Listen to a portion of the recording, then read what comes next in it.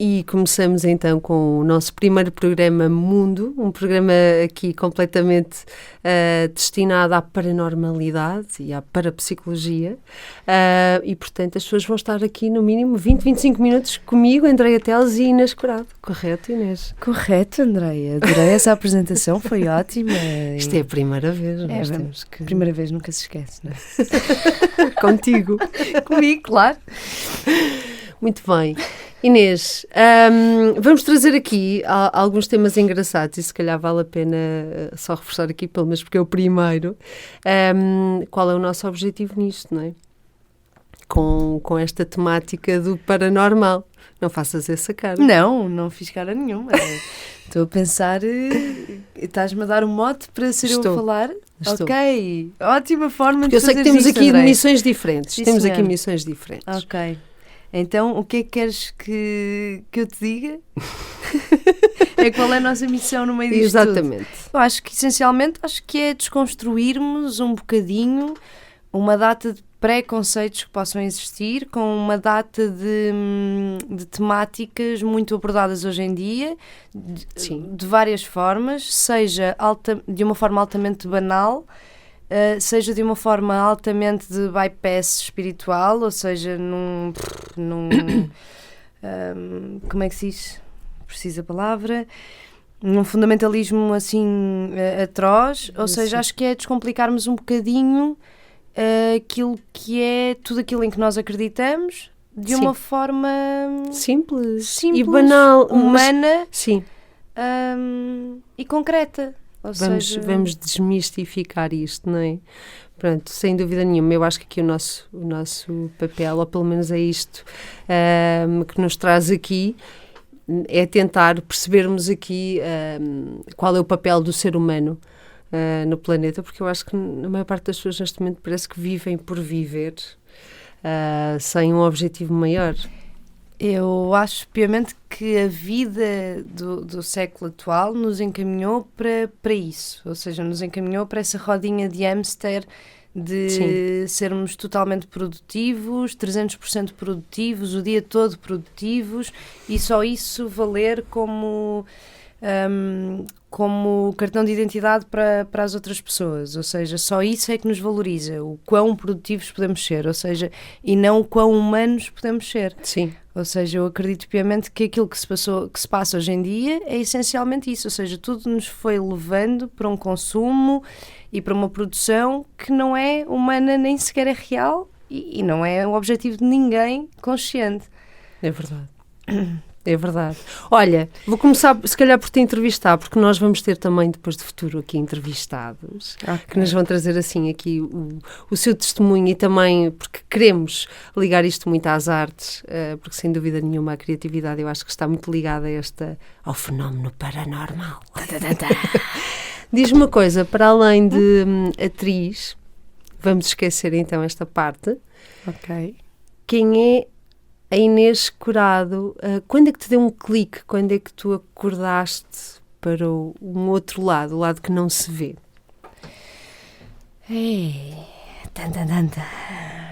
Agora é o momento em que eu saio e tu ficas eu fico aqui falar. E choro e mando cumprimentos à minha mãe. Mãe, onde quer que estejas, toma lá um beijinho. Bem, eu acho que sempre tive uma sensibilidade particularmente grande enquanto criança. Que depois na adolescência fui travando isso por vários motivos, não é? Porque primeiro eram imensas temáticas que não eram abordadas, como hoje em dia os adolescentes já poderão falar de uma data de coisas ligadas a este universo, porque até está na moda, ou seja, agora é por excesso e antes era por defeito, não é? E então acho que na adolescência barrei isso um bocadinho, porque sentia que não tinha ninguém com quem falar sobre. E depois a maternidade, eu fui mãe com 25 anos e a maternidade obrigou-me a um mergulho profundo em mim, não é? A tudo o que tem a ver com a minha própria sombra.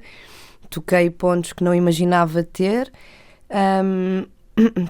e então acho que a maternidade me voltou a pôr em conexão comigo e me fez questionar quem é que eu sou, o que é que estou aqui a fazer e o que é que eu quero, como é que eu penso, como é que eu sinto. Mas agora voltando um bocadinho atrás, o que é que tu... Que tipo de coisas é que te aconteciam na tua infância? Ou seja, vamos ser mais concretas. Mesmo mais concretas. É por isso que estamos aqui. Ok, mas... Era paranormal? Pois é isso, está tudo bem. Mais concretas. Sei lá, aconteceu, por exemplo, com a minha avó paterna, eu saber que a minha avó paterna ia falecer. E eu ter falado disso com a minha mãe. E na altura, como é lógico, foi absolutamente... Não foi ridicularizado no sentido em que nunca me senti gozada, mas não foi valorizado, não é? Ou seja, foi uma coisa... Pronto, foi o que foi. Ainda para mais a morte. Que é ainda para mais a morte, que é um tema que dá 20 proibidíssimo. Programas. E dá 20 Sim. programas. Não, se calhar 20 não chega, não é? Exato. E então foi concretamente, por exemplo, isso foi um dos episódios e efetivamente a minha avó acabou por partir nessa mesma noite. Mas como é que tu soubeste? Foi um sonho? Foi uma premonição?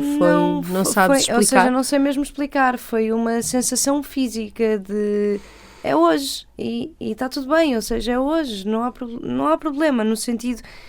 Isto para dizer que a minha avó estava a atravessar um processo de doença, ou seja, não foi uma coisa vinda do nada, no caso concreto, mas nada faria prever também que poderia estar nessa iminência.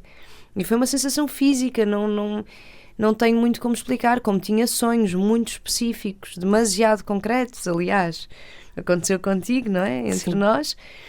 Sempre tive uns sonhos muito concretos, mas que lá está, nós somos crianças ou depois somos adolescentes e conseguimos arranjar 800.000 justificativas para tudo aquilo que está a acontecer e a desvalorizar tudo isso, até porque é isso que nos é obrigado. Ou seja, eu tinha uma data dessas sensações com pessoas, com situações, com questões profissionais, por exemplo, se ficaria ou não com o trabalho. Eu acho que sempre soube com os trabalhos com que ficaria e não sabia mas neste isto caso a ninguém. É engraçado porque tudo aquilo que tu estás neste momento a relatar é muito dentro do como é que eu hei de explicar? Há uma espécie de catálogo e de análise do que é na espiritualidade algumas coisas, e no teu caso é muita consciência cósmica, ou seja, é uma ligação muito direta onde tu utilizas quase a tua intuição, mas também tens uma leitura muito imediata do que está à tua volta. E muito consciente, sabes? Ou seja, acima de tudo, há essa ligação, há essa conexão, com tudo aquilo que não é apenas e só concreto, mas não há um guiar a minha vida pura, ou seja, há uma total consciência em cada sonho, há uma reflexão sobre cada sonho, não há um desespero ou uma felicidade extrema, não há nunca nada deste tipo de sensações que não me dão no imediato nada grandioso, nem se for mau, nem se for bom, ou seja, mantenha-me sempre numa zona de alerta, de escuta, de atenção, mas mantenha-me altamente consciente, ou seja, não tolda a minha vida, que é uma coisa que toda a gente acredita, que depois este tipo de coisas podem ser altamente... Sim, quando dependes de um terceiro, se Exato. calhar, sim, se calhar deixas-te depois manipular muito pela opinião de algumas pessoas e o que é que elas te dizem. Sim. Olha, mas diz-me uma coisa, agora eu tive que te interromper, não é? Estás à vontade. Agradeço. Eu sei que a vinda da Mel, a tua filhota, fez-te se calhar despertar novamente para isto. De que maneira é que isso aconteceu? De que forma é que a maternidade... A maternidade leva-te ao teu lugar mais negro, ao contrário de tudo aquilo que nos é vendido. A maternidade não nos leva ao nosso lugar mais bonito, leva-nos a um amor profundo e inacreditável, mas leva-nos ao nosso lado mais sombrio, mais negro e numa proporção que nós nem sabemos que temos. Ou seja, naturalmente, se vais a um lugar que escondes durante a tua vida toda ou que reprimes durante a tua vida toda, quando vais àquele poço, és obrigada a estar em contacto contigo e com quem tu és. Ou seja, é uma fase, para mim, foi uma fase em que já não dá mais para negar que, por exemplo, este lado faz parte de mim e não faz sentido eu rejeitar partes de mim, faz sentido eu integrá-las todas. Ou seja, custou-me muito olhar para esses meus lados sombrios assim tão profundamente, custou mesmo muito, mas ao mesmo tempo, peço desculpa, ao mesmo tempo não é sabermos piamente que esses lados todos fazem parte de mim e eu não sou nem pior nem melhor por causa disso, tenho que ser só uma pessoa completa. Portanto, se tenho que ser uma pessoa completa, tenho que integrar então a minha forma de viver, de acreditar naquilo em que eu acredito, e não posso ter vergonha de falar disso por achar que poderá ser socialmente inaceitável ou não. Ou seja, tenho que ser o mais fiel a mim. Ou seja, a Mel disputou esse lugar negro profundo que me obrigou naturalmente a pôr-me frente a frente comigo e a perceber que a partir de agora não sou só aquela pessoa luz, não é? Nesse sentido, sou uma pessoa luz, sombra e tudo, e sou um todo completo, e que é assim que eu tenho que me mostrar ao mundo, e que está bom. Ou seja, a adolescência e os 20 anos acho que são... Fiz 30, não é? Agora em fevereiro, portanto estou-me a sentir já... És uma mulher com 30 anos. Sabes que nós temos aqui uma presença omnipresente, que é o João Faria. Achavas que era Deus, não é? Por causa deste programa, mas não é o João. E o João está farto de sorrir depois de ter ouvido dizer 30. 30, sim. Os teus 30. João, cada um com a sua vida, percebes? Ou seja, como é que eu tenho de explicar? Para mim os 30 estão a ser o meu apogeu porque foi a minha última idade, não é? Pedimos desculpa, mas vai estar sempre presente aqui connosco, vamos estar sempre a falar contigo também, o que é ótimo porque ele não pode opinar. Não, e ele queria imenso ir fazer chamadas, mas não vai estar. Olha, o que é o lado negro? O que é eu estou aqui para desmistificar, amor. Não podes chegar aqui porque não queres falar, não é que queres que eu falo, mas está tudo bem, que eu estou ótima, que eu estou super a dar tudo. E o que é o lado negro? Acho que cada pessoa terá Falaste o seu. De um lado negro. Sim. O lado que, na verdade sombra. Foi um pouco abafado, se calhar, na tua infância, e tu tens noção que a maternidade obrigou-te a olhar novamente para ele. E pego já nisso. Okay. Porque foi ótimo, como disseste, porque, por exemplo, há uma data de sentimentos que eu reprimi muito na infância, não é? Ou seja, a raiva, o medo, a tristeza. Eu sempre fui uma criança socialmente incrível e depois altamente fechada e altamente sozinha na forma de sentir. E, ou seja, os sentimentos todos que eu fui reprimindo, porque eu sempre quis trazer alegria e união e não trazer problemas, nem dar problemas, ou seja, fui a aluna perfeita, a filha perfeita, tudo maravilhoso. Esses sentimentos todos reprimidos durante a minha infância, durante a minha adolescência, explodiram com a maternidade. Ou seja, o cansaço extremo, a privação de sono, a privação de comida, a privação de tempo, o desespero, o barulho constante, o não conseguires parar 3 milésimos de segundo, desligar o cérebro, desligar o som, desligar a criança, devolvê-la. Sabe? E a sociedade que te diz que é ótimo ser mãe. E depois estás a fazer coisas que consideras incrível, por exemplo, amamentar, estás a amamentar, está a correr maravilhosamente bem e estás a fazer aquilo porque és muito, mas chega alguém e diz que não. Ou seja, é uma fase em que tu te sentes numa solidão assim absurda, que não dá depois para sair de casa e ir beber um café e pronto, e já está bom, não é? Estavas só a ter um dia mau, não. Depois ficas ali e não sais dali.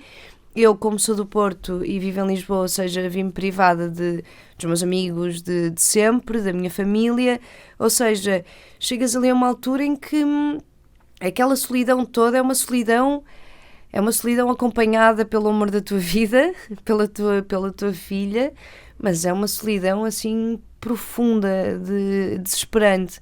E eu acho que aí o contacto com esse meu lado negro, acho que foi aí, ou seja, esse desespero todo, a privação de tanta coisa que eu considerava só normal, não é? Ou seja, comeres quando queres, dormires quando queres, as horas que queres. Essa privação toda levou-me a esses estados de tristeza profunda, de raiva profunda, depois, por exemplo, com a falta de ajuda de pessoas externas, mas que depois, quando se aproximavam, era para criticarem, não é? Para dizer como é que se faz. Para dizerem como é que se faz, ou para dizerem a tal história do da escola mais, vai ficar mal habituada, vai não sei o quê, quando eu acredito piamente numa criação com amor total e absoluto, e quanto mais escola eu puder dar à minha filha, darei. Ou seja, há aí uma data de coisas que aquilo vai, é tipo uma panela de pressão, não é? Vai fervendo até explodir. Então eu sinto que a primeira vez que eu estive realmente em contacto com tristeza àquele nível, raiva, uma data, tudo o que são esses sentimentos, coisas que são que te frustram, reprimidos, não é? sim, acho que foi o meu maior contacto de sempre com esses sentimentos. E a primeira vez que eles saíram cá para fora, porque já não havia espaço de os ter comigo. Ou seja, a primeira vez que eu dei gritos, que emiti sons que não sabia que existiam em mim, Muito que era bem. possível. E foi então aí que procuraste. Eu sei que vai chegar a mim, tem calma. Foi o primeiro momento em que sentiste. Isto é bom porque quem nos está a assistir pode identificar-se, se calhar, com isto. Ou seja, há um momento na vida de toda a gente que se calhar te leva a procurar respostas noutros sítios, ou a dizer: epá, isto não chega, isto se calhar não justifica eu acordar amanhã, ou isto. Preciso mais qualquer coisa, preciso acreditar em mais qualquer coisa, ou de sentir mais qualquer coisa. Foi a maternidade que te levou a procurar esse teu lado mais Lá está, espiritual, era como eu vá. estava a dizer, esse meu lado nunca deixou de existir, na verdade. E nunca vai deixar, não é? E nunca vai deixar. Eu mesmo, nos momentos em que reprimi, no sentido de não falar sobre isso existia. Sempre existiu, ou seja, sempre existiu uma tranquilidade minha muito grande nos grandes momentos de crise da minha vida, de saber que iriam passar. Nas fases em que eu não via uma solução aparente assim à primeira vista, eu sabia que ia existir. Ou seja, sempre houve em mim uma tranquilidade estranha no meio do caos. Por isso não procurei nada com o nascimento da Mel. Lá está, eu foi em contacto comigo mesma e percebi que não podia nunca mais barrar nenhuma parte de mim, fosse o meu lado mais sombrio, fosse o meu lado espiritual. Ou seja, não podia haver a mínima. Eu tinha que ser eu toda e todas as minhas eus todas juntas o dia todo, e sairia a que tivesse que sair para o mundo naquele dia. Mas tu queres chegar onde? Não, eu sei, quer dizer, isto é suspeito porque eu conheço-te, não é? E Pois sei é que isso, isto dá para. Não sei o que é que... Eu sei que isto dá para. Não, é uma das coisas que eu acho importante nós percebermos aqui, pelo menos na parapsicologia, porque eu sei que, entretanto, estás numa formação bastante longa. E gostava de perceber, até porque isto faz sentido, perceber o que é que te levou a essa formação, o que é que tens descoberto, até porque o teu objetivo é de futuro, se calhar, orientar algumas pessoas a olharem para elas, não é? Sim. A perceberem o que é que elas realmente são para além daquilo que a sociedade nos diz, porque a verdade é esta: se eu chegar perto de alguém e lhe disser retira o teu nome e retira a tua profissão e retira o que é que tu estudaste ou qual foi a tua formação, o que é que tu és? E muitas pessoas vão ficar desesperadas porque não sabem, elas vivem Mas nisso. nem sabem porque nunca pararam para não tiveram tempo, sim. Nem sabem, não sabem que não sabem. Ou seja, é mais grave. Tu levas isto mesmo.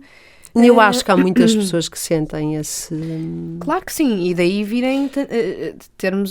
vivermos uma fase de tanta depressão, de tanto, por exemplo, a questão pandémica que trouxe tanto a questão mental à baila, Sim. não é? Ou seja, e não Sim. foi só o medo do vírus. Não. Foi o contacto com elas. Foi o contacto com elas, com as pessoas que elas escolheram para partilhar a vida, com as próprias casas, com os próprios filhos. Ou seja, foi tu perceberes, e eu sei de imensas pessoas à minha volta, que foi isso que aconteceu com a imensa gente que eu conheço, foi as pessoas perceberem que nem conhecem o marido ou a mulher, não sabem quem é, cruzam-se ao fim de semana e fazem programas altamente didáticos, ou seja, não sabem quem são um e o outro, não se cruzam, não sabem quem são os filhos. Metade das pessoas chegam a casa e os filhos já estão a dormir, ou se não estão a dormir é literalmente enfiá-los na cama e tchau. Ou seja, esse contacto profundo aconteceu-me. A Mel estava, por exemplo, na escola, não é? E aconteceu-me a educadora, entretanto, a Mel tinha 2 anos, e aconteceu-me a educadora dela começar a dizer que a Mel tinha para começarmos a ter atividades semanais para fazermos. E eu dizer, epá, não quero, obrigada, está tudo bem, eu já tenho as minhas atividades organizadas em casa. Sim. E não é um horário, vão acontecendo naturalmente. Ele dizia, pá, é que os outros pais estão desesperados porque os filhos batem à porta e dizem que querem ir embora e que não aguentam estar aqui. Eles não sabem o que fazer. E a Mel estava muito feliz, a Mel acordava todos os dias e dizia, mãe, hoje também não há escola, pois não? Eu disse, não, filho, hoje também não. Agora durante uns tempos não há escola, ou seja, na nossa casa foi vivido como toda a gente, com medo, com apreensão pelos nossos, pelos mais velhos, a tentar ajudar toda a gente que pudéssemos, mas a nível familiar foi ótimo, não foi destrutivo. Muito bem. Diz-me uma coisa, agora porque estás a pegar no tema da Mel e termos ficado em casa, isto é verdade, as pessoas muitas vezes não sabem o que é que vão de fazer com os miúdos mais pequeninos, por exemplo, e eu porque agora tenho um mais novo com 1 aninho e vou aproveitar já que estamos aqui na parte da parapsicologia destas energias alternativas, se já experimentaste ou não Reiki nos miúdos, já experimentaste? Já experimentei no Salvador e funcionou, não funciona sempre, mas já funcionou, já consegui acalmá-lo, já consegui fazer aqui algumas coisas engraçadas. Fui andando Reiki, cheguei a experimentar à distância de uma amiga minha que chegou a enviar Reiki para a Mel. Notava, sim, alguma tranquilidade, mas eu com a Mel aquilo que senti muito é que as fases mais difíceis da Mel eram as minhas também. Ou seja... Sem dúvida.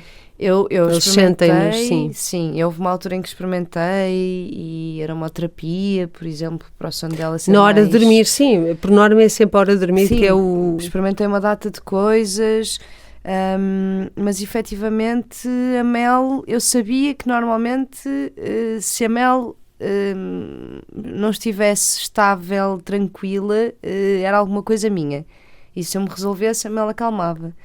E com a Mel foi sempre isso que eu fui sentindo, ou seja, eu sempre acendi incenso em casa, as tochas de limpeza, por exemplo, e a Mel adora, ou seja, a Mel era um momento, sempre foi um momento em casa, e isso era uma coisa que ela gostava, mas ela gosta na base do ritual.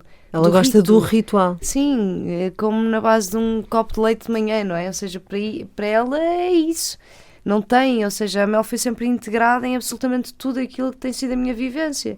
Ou seja, tudo aquilo que eu vou trazendo, os cristais, a Mel tem os cristais dela. Esta é a tua parte, não é? É para explicares isto tudo. Os incensos. O Salvador adora andar atrás do fumo. Adora. Claro. Adora. Sempre que se acende um incenso, ele adora andar atrás do fumo, claro, e tentar apanhar as nuvenzinhas.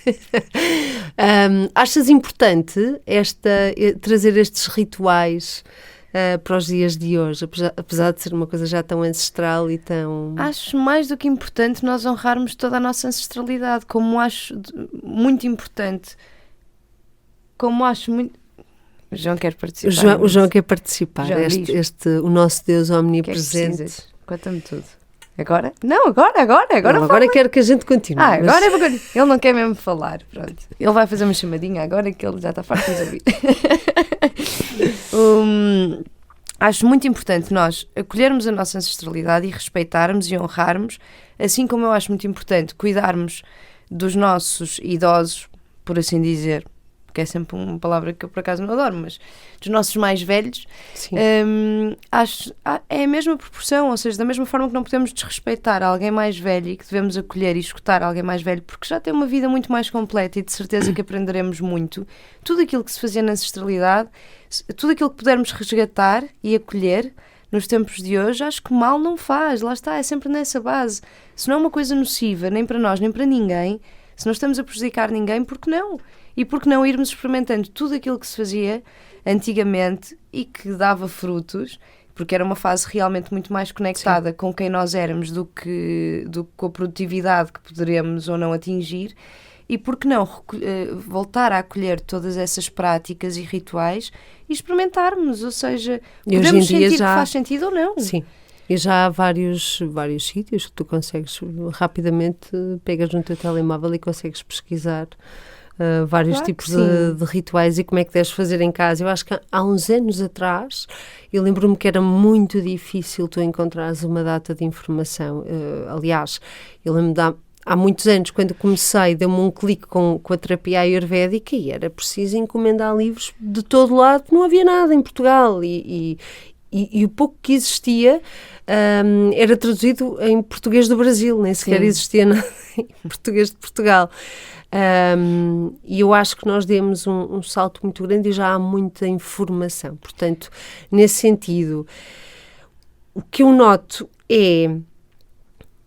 Eu vou falar de mim, não sei o que é que tu sentes, mas eu acho que quando nós conseguimos, e eu sei que tu és muito mais ligada a esta coisa dos elementais até, eu não sou tanto, eu sou mais os mantras, mas eu noto quando tu acendes uma tocha, um incenso, uma vela e tens um foco e tens uma oração, isso dá-te um foco e a energia muda. Eu pessoalmente noto muito isso.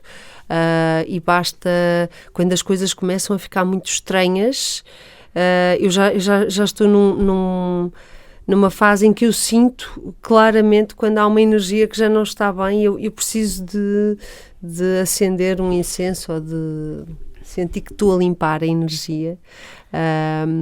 E às vezes até, pronto, o pessoal lá de casa diz, está aqui um cheiro. Eles que aguentem. Está aqui um cheiro, não se aguenta, aqui um fome.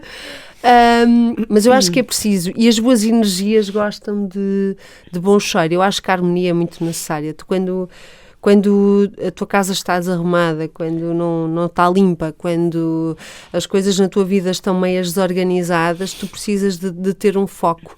E eu acho que o foco espiritual é muito importante. Pelo menos eu sinto falta quando não faço isso. Exato, e eu digo-te, até vou mais longe. Por exemplo, a questão do incenso, da vela, do que quer que seja, independentemente de às vezes a intenção com que o fazes, mas há dias em que está tudo demasiado confuso, não é? Tu tens pouco tempo e às vezes só o obrigaste, porque te estás a sentir tão confuso, obrigaste a acender uma vela, acender um incenso, nem que seja, são 3 minutos de concentração numa coisa que não a máquina, a arrumar o trabalho, a criança, não sei o quê, parecendo que não, quanto mais não seja aquele permite 3 minutos de qualidade, de concentração, de foco em alguma coisa e de te acalmares. E depois todo o resto é incrível, sei lá, da mesma forma que nós não convidamos toda a gente para as nossas casas, eu pelo menos não convido. Já estamos a falar, João, não vais lá à casa. João, ficas à porta. Já estás aqui a dar aqui um grande salto. É importante isto da energia. Ou seja, há pessoas que trazem uma energia péssima para dentro da tua casa, não é? Sim, não sei se é para dentro de casa, se não me fizer sentido a mim presencialmente, porque nós a trabalharmos e a vivermos, cruzamos com 800 mil pessoas hoje em dia, não é? Sim. Nem toda a gente eu vou querer para a minha vida, e ainda bem. Isso é uma seleção ótima, não é? Ou seja, mas não quer dizer que essas pessoas não poderão ser incríveis na vida de um outro alguém. Agora, por exemplo, na minha, podem não fazer sentido. E se não fazem sentido na minha vida, não fazem sentido de entrarem fisicamente na minha casa. Claro. Por motivo nenhum. Claro. A casa eu acho que a casa tem que ser mesmo um lugar sagrado. E são poucas as pessoas que veem isso, ou seja, muita gente quer uma casa cheia de amigos e cheia disto e uma confusão tremenda. Estar, percebes? Ou seja... Pode, mas tu não vais ter uma casa repleta de 1000 amigos e ser tudo boa energia dentro de casa. Tu tecnicamente não terás 1000 amigos. Nunca teremos. Mas há pessoas que acham que têm muitos. Mas há pessoas que também têm a consciência que têm 1000 conhecidos incríveis com quem podem jantar e beber copos, mas que não são amigos realmente. Não. E eu não sei, ou seja, eu adoro ter amigos meus em casa, amo de paixão, mas para mim a casa é mesmo esse museu assim sagrado. Primeiro é mesmo o meu sítio, o meu espaço, e é um sítio onde eu não me permito a fazer o mínimo frete, a mínima montagem de quem sou dentro da minha casa, não me permito. Ou seja, se não me permite eu não posso ter lá ninguém que me obrigue a sentar-me de uma forma que eu não me sento, a vestir uma coisa que eu não visto. Ou seja, tem que ser alguém que me permita a existir como eu sou. e se está no meu espaço, é o meu espaço, é o meu sítio. Ou seja, é muito por aí, não quer dizer... É uma seleção, acho eu, como outra qualquer, e acho que só é uma seleção para a vida. É uma seleção para a vida, sim. Não é? Eu coloco esta pessoa na minha casa. Exato. É uma boa seleção de perceberes o que é que realmente é importante para ti. E não terei nunca problema nenhum de alguém que já tenha frequentado a minha casa, eu de repente decidir que agora já não, ou alguém que antes não frequentaria e agora... Já nos aconteceu a todos. Ou alguém que eu não queria que frequentasse e que entretanto agora acho que sim. Ou seja, há timings até para os encontros. Eu tenho que contar isto. Não olhes para mim assim, João. Ele está... João está nervoso. João, o que é que está a passar? João, temos que passar... Já estamos a chegar ao fim de tempo. Já. Pronto. Então temos que nos despedir. Estás a ver, João, como isto é ótimo. Temos que nos despedir. Então, pelo menos temos que explicar às pessoas, pelo menos deixar já aqui num primeiro programa alguma dica, já que divagamos aqui um bocadinho hoje. Pois. E peço desculpa já, desde já por isso. Que é... Exatamente. Incenso em casa é importante, certo? Certo. Quantas vezes por semana? Não. Andréia? Quantas vezes por semana? Estás a falar de incenso? Estou. Desculpa. Estou muito confusa. Fiquei confusa agora. João agora achou graça. Estás a ver como agora o João acordou? Olha ele, está contente. Mas, não sei. Eu, para mim, pelo menos uma vez diária, eu gosto de passar o incenso pela minha casa. Uau. Porquê? Senti-me uma porca neste momento. Uma vez por dia. Calma, não quer dizer que eu cumpra isto não é uma regra, ou seja, nada para mim. Mas tentas cumprir isso. Tento, se eu puder e se estiver num dia com uma vida aparentemente normal, uma vez por dia eu acendo o meu incenso. Okay. E passo em cada divisão da casa. Como é que se faz isso? Rapidamente, que é para as pessoas lá em casa fazerem. Como é que se faz? Explica, então. Preferencialmente numa chama natural, nunca numa chama de isqueiro. Quanto mais ligado... E é uma tocha, explica às pessoas qual é a diferença. Sim, não o incenso, aquele que nós costumamos conhecer dos pauzinhos, não é? Daqueles palitinhos, se bem que há uns que são válidos, outros não, mas a priori esses poderão ter químicos, pronto, claro. São trabalhados. Eu compro uma amiga minha, que ela que faz artesanalmente, e que faz umas tochas mesmo com as folhas secas, ou seja, são mesmo só as folhas enroladas com linha. E então eu acendo uma vela, de preferência também com fósforo e não acendo a vela com isqueiro, mas se tiver que ser com isqueiro é com isqueiro, e se não houver vela, não há vela. É descomplicar não há nenhum, e depois como é que faz o processo em casa? E depois acendo a ponta do incenso e defumo a casa, ou seja, passo pelas 4 paredes de cada divisão. Ou seja, preferência, é assim que eu faço, pelo menos. Passo sempre pelas quatro paredes e passo também à volta da porta principal de casa, ou seja, contorno a porta de entrada em casa. E qual é a forma normal com que se deve comportar a tocha?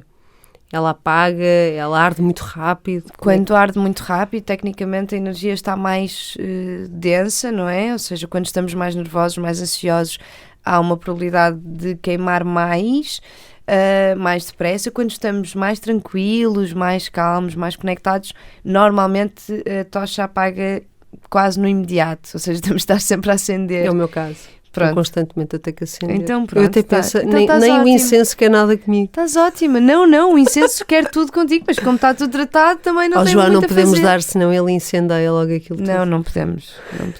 Que isto ia correr muito bem. Pronto, Inês. É isto. Então, até para a semana. Ok, até para a semana, André.